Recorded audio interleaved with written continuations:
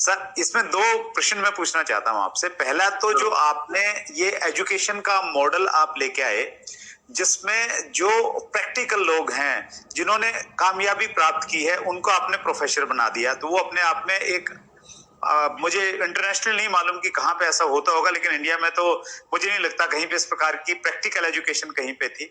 और उसके बावजूद जो आईबीसी मॉडल आप लेके आए कि आप लोगों के पास में जाइए और हर व्यक्ति को उसकी डिटेल जानकारी मिले कि कोर्स में क्या मिलेगा, तो इस बदली हुई परिस्थिति में सर आईबीसी मॉडल के लिए आप क्या स्कोप देखते हैं सर?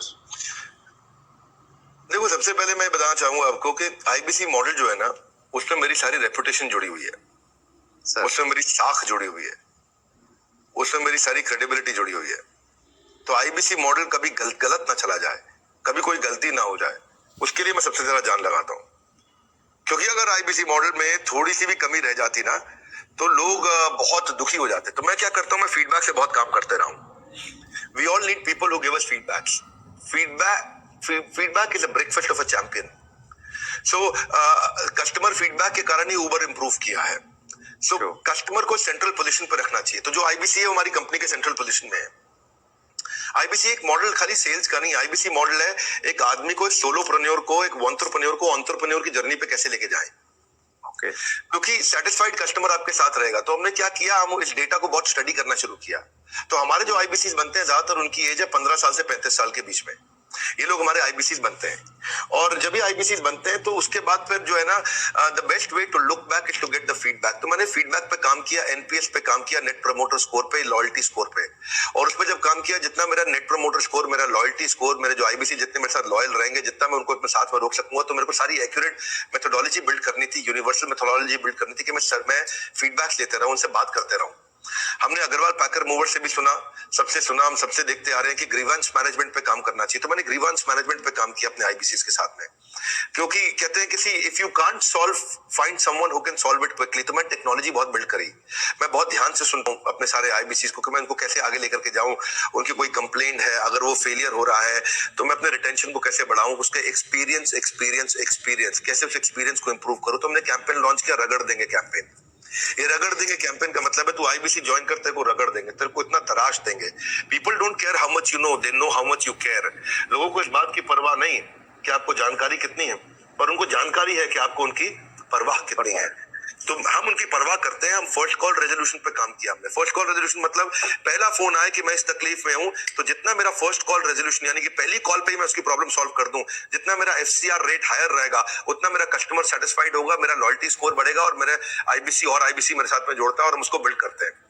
तो इसको हमने नॉर्मल डायरेक्ट सेलिंग मॉडल की तरह नहीं रखा कभी भी। हमने इसको एक एंटरप्रेन्योरशिप, हमने एक रियल कॉर्पोरेट की तरह इसको बिल्ड किया, सॉलिड कॉर्पोरेट की तरह। देखो सुरेंद्र जी, बिजनेस की हमें अच्छी जानकारी है। भगवान की कृपा से मैंने हजारों लाखों बिजनेसेस को ठीक किया है, कम से कम हजारों तो किया है। 15 मिनट से 10 मिनट से ज्यादा नहीं लगते मुझे एक बिजनेस में कि वो फेल क्यों हुआ है बताने में। और उसके लिए लोग मुझको पैसा देते हैं, 15-15 मिनट के बहुत पैसा देता है लोग मेरे को आज। तो अगर इतना बिजनेस की जानकारी है तो कुछ तो अपने बिजनेस में भी उसको इन्वेस्ट करते हैं हम लोग। तो हमने फर्स्ट कॉल रेजोल्यूशन पे काम किया कि हम लोग तेजी के साथ इस पे काम करें। तो फर्स्ट कॉल रेजोल्यूशन में मैंने ट्रेन किया, अपने एजेंट्स को ट्रेन किया, हमने उनको रेजोल्यूशंस बिल्ड करने के तरीके निकाले, वेट टाइम को खत्म किया, कोई हमें फोन करे तो कॉल वेटिंग पे ना जाए, हमने उसको कैसे फर्स्ट टाइम राइट कर सके हम लोग। तो एफटीआर और एफसीआर इन सब पे काम किया। टर्न अराउंड टाइम बोलते हैं टैट, कि मेरे को अगर कॉल आया तो मैं कितनी जल्दी टर्न अराउंड कर सकता हूँ, अगर कोई प्रॉब्लम को मुझे इंटरनली सॉल्व करनी है तो मैं कितनी जल्दी टर्न अराउंड कर सकता हूँ। तो आईबीसीज के लिए मैंने पूरा कॉर्पोरेट बिल्ड कर दिया, देश के टॉप लीडर्स लेके आया। मेरी जो सर्विस हेड है वो पहले एयरटेल की सर्विस हेड हुआ करती थी। हमारे जो सर्विस मैनेजर्स हैं, कोई स्विगी से आया है, कोई जोमेटो से आया है, कोई सर्विस मैनेजर वहां से आया, क्या बोलते हैं, ओला से आया, कोई उबर से आया, कोई कहीं से आया, सब जगह से हमने बेस्ट टॉप स्टार्टअप से हमने सारे सर्विस मैनेजर्स लिए। और कोई भी क्वेरी को अनरिजॉल्व नहीं छोड़ते हम लोग। वो सुसाइडल है, अगर कोई भी किसी का क्वेश्चन आया उसको सॉल्व नहीं कर पाए, सुसाइडल है। आपको पता है आज सारी एमएलएम कंपनीज क्यों डूबती है? नंबर 1 टॉप कारण है नेगेटिविटी। जिस समय किसी एमएलएम में नेगेटिविटी फैल जाती है, वो खत्म हो जाती है, गेम ओवर हो जाता है। तो हमें ये सब चीजें देखी है, हमने ऑब्जर्व करी है। तो हम चाहते थे keeping a query unresolved for too long is suicidal, तो वो नहीं करना कभी भी। उसके लिए हमने क्या किया, स्पेसिफाइड इंसेंटिव्स दिए कि अगर आप सेम डे इमीडिएट रेजोल्यूशन देते हैं तो हमने कंप्लेंट मैनेजमेंट सिस्टम लॉन्च किया, सीएमएस। कंप्लेंट मैनेजमेंट सिस्टम में सीएमएस के अंदर कोई भी सजेशन, कोई भी फीडबैक, कोई भी क्वेश्चन, कोई भी कंप्लेंट वो देगा तो हम उसको तुरंत रिजॉल्व करेंगे। मैंने लॉन्च किया था इसको अगस्त सितंबर के अंदर।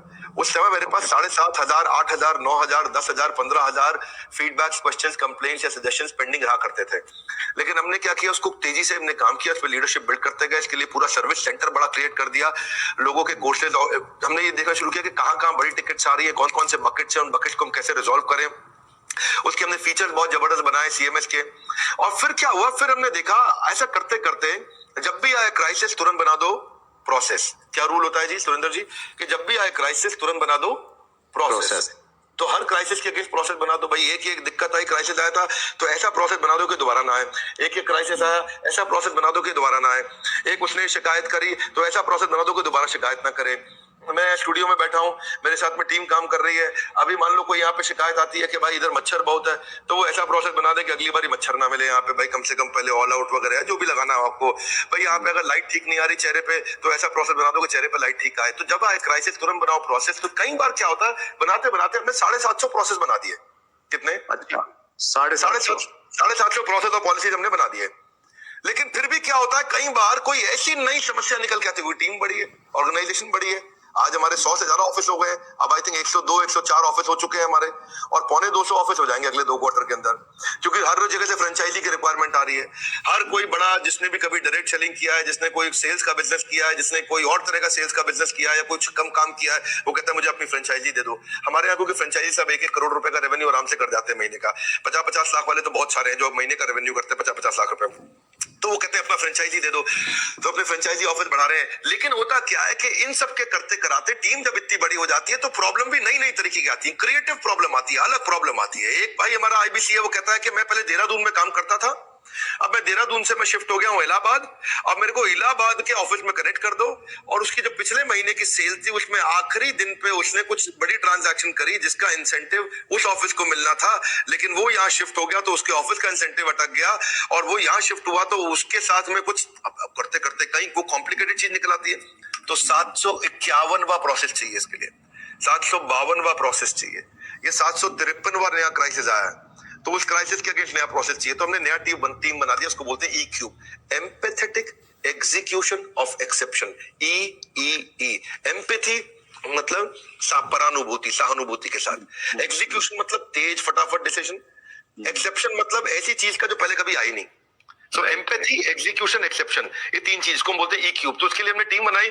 इस टीम के अंदर हमने फाइनेंस, टेक्नोलॉजी और सर्विस के लोग, कहीं पेमेंट का इशू है, कहीं टेक्नोलॉजी का इशू है, कहीं सर्विस का इशू है, किस चीज का इशू है, कहीं लर्निंग एंड डेवलपमेंट का इशू है, कहीं सेल्स की कैपेबिलिटी का इशू है, किस चीज का इशू है। तो हमने एक टीम बनाई, और जैसे ही कोई नई प्रॉब्लम आई, 4 घंटे के अंदर नई पॉलिसी तैयार करेंगे, नया प्रोसेस तैयार करेंगे, और 4 घंटे के अंदर उसको सोल्यूशन देंगे।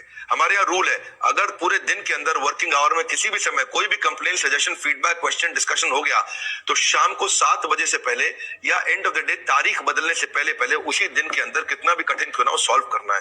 तो मेरा जो फीडबैक स्कोर हुआ करता था शुरुआत में, वो बहुत लो था, वो हमने फिर उसको इंप्रूव किया। आज आपको जान के खुशी होगी, पिछले 2 क्वार्टर से मैं अपने फीडबैक स्कोर को 98% पे मैनेज कर पा रहा हूं। यानी कि 98% का फीडबैक हमारा ऐसा है 5 स्टार, और बाकी 2% है, कोई 3 स्टार 4 स्टार भी देता है, और कोई कम भी दे सकता है। तो वो हमारे लिए फिर नया प्रोसेस बनाने की संभावना आ जाती है। तो अच्छा लगता है, आईबीसी का मॉडल हमारा बहुत अच्छा चल रहा है।